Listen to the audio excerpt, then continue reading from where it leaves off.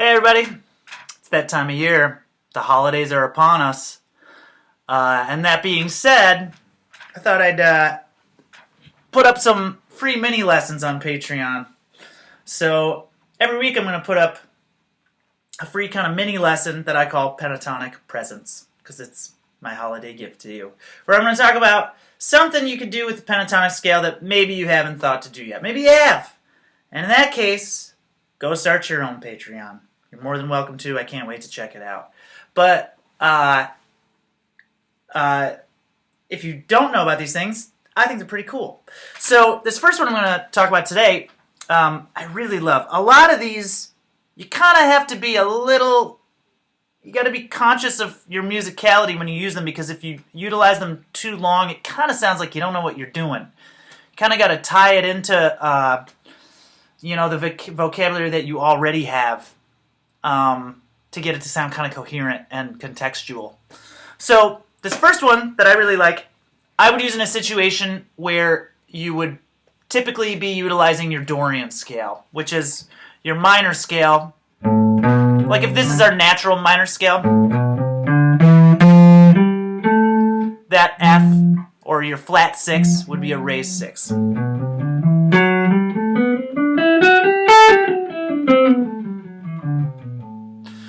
A chord progression when that would come in handy, that we see all the time, would be a minor chord, being your 1 chord, minor 7, minor triad, whatever, going to a 4 major chord, or a 4 dominant 7th chord. So if you're in the key of A, it'd be like A minor to D7. A lot of people think of Santana. You got to change your evil ways, baby. Or people think of Ghost. I feel like never told you the story of the ghost. Right? Very fishy sounding thing too. So here's something cool that you can do. First off, aside from using your Dorian scale, we can just reduce that to playing an A minor pentatonic. It works great over that. Now the problem with that is that all the notes work great, but it's safe. You don't hit the note that makes your 4 chord a major chord. So you're actually like avoiding some of the most interesting notes in the sound. So something that you can do while still thinking pentatonically that still brings out those sounds is that you can use A minor pentatonic. But another option that's right nearby is you can go up a whole step and also play in that same pentatonic position. So you would, over A minor pentatonic or A Dorian, you would also overlap it with B minor pentatonic. So let me demonstrate here. So I'll make a little loop here.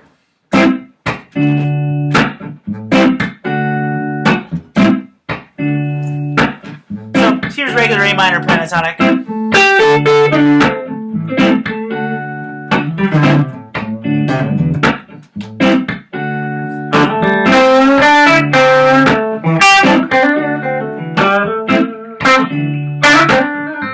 Sounds great, but it gets a little tired after a while. You want some other notes in there that are more colorful. So now, if I just go up a whole step, there's just naturally some notes in there that'll come out that weren't available before, but your hand still has the same position under it. So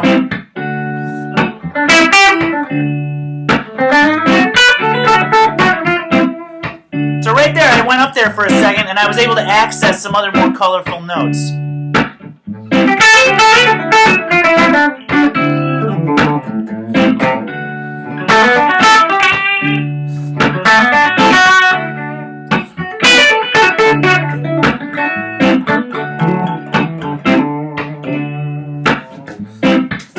Really simple.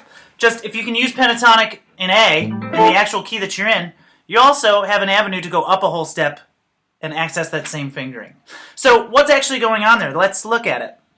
Now, so what notes are in here? Well, we have a B. We're in the key of A, hypothetically right now, so that B would be our 9th. So we're already bringing out our 9th over that A minor. Really nice sound. If we hit a D, that note would already be in our position, our base A minor pentatonic position, but it's our 11 or our 4. Now, E is also already there, no big deal. That's our 5th. This is the really important one, though. This F sharp note, which, is the 5th of B, but we're in A, so it doesn't matter that it's the 5th of B right now. That's actually our 6th, which is the juiciest note in that Dorian sound.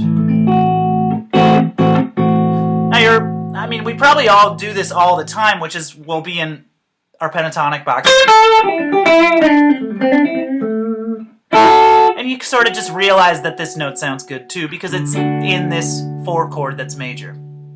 But the cool thing is that when it's contained with this entire box, it's sort of more than just a note. It can have the potential of a whole other set of like vocabulary and linear ideas, rather than just like, oh, I throw this note in every once in a while. The way it's oriented in that fingering presents new ideas that your fingers wouldn't ever grab. So in some regards, it's almost like a hack. It's almost like you're, like a computer hack for scales, where you're like, well, all I do is move my hand up a whole step and it presents all these other tensions and color notes that aren't normally there, without me really having to do much other than move my hand a couple of inches this way, right? So some things to keep in mind, though, are that it doesn't, to me at least, it doesn't sound that great if I stay on it for too long. And I'll demonstrate that really quick. Let me make another loop. So if I live there all the time, it kind of sounds like shit to me.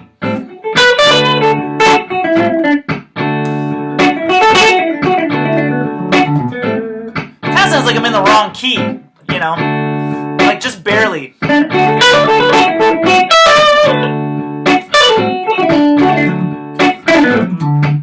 Sounds okay, but something's off, right? So, what's important to me is that I just want to inject it in little bits and pieces into vocabulary that's more stable, because this is more stable. That's our bass option for a reason. It has our tonic in it, it has the root of the scale, it has all the chord tones in it. The problem with this, the reason to me why it doesn't sound completely comfortable, is because there's no flat third of the key that we're in. We're in A minor. The flat 3 that makes it A minor is a C natural. There's no C in this box, right? So either you're comfortable enough where you know where every C note is on the fretboard, and you can include it into your ideas when you're up here. Like you go, you can do that. If you're not comfortable with that yet, I would say that you should just only go up here for little pieces of time and then go back down here for something more stable sounding.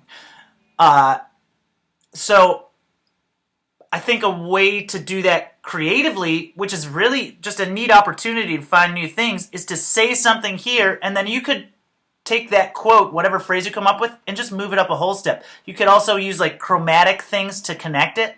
So something like...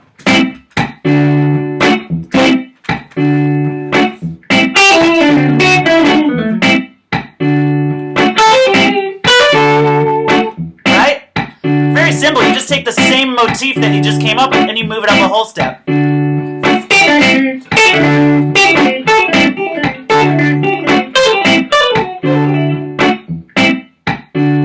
What's another one? Right? That's kind of like Hendrixy, Cornell, Dupree things. Now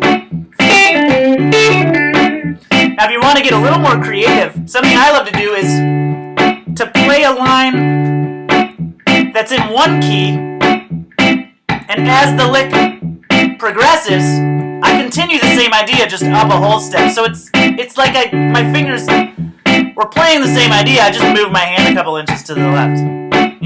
So like something like, let me think here.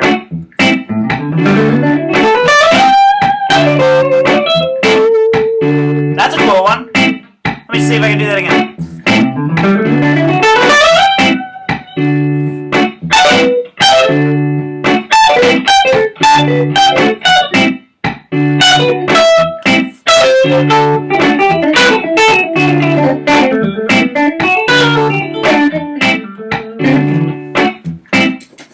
And I just love the opportunity to do chromatic things to get you from one spot to another. So something like...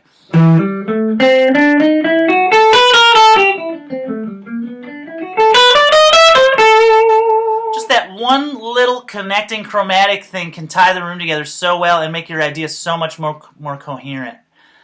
It's really fun to play around with. So I would say to start just at your, where those positions that we always use are, like the most logical ones, and just start experimenting with weaving in from what's your bass position, and then go up a whole step, and try to do it in creative ways. Play wrong notes. Give them a shot, and maybe they work, maybe they don't. But just experiment. That's what practicing is. It's you're in your science lab. So yeah, have fun with it. That's a really fun one. I love that one a lot. I'll see you guys soon. Be good out there. Be good to each other.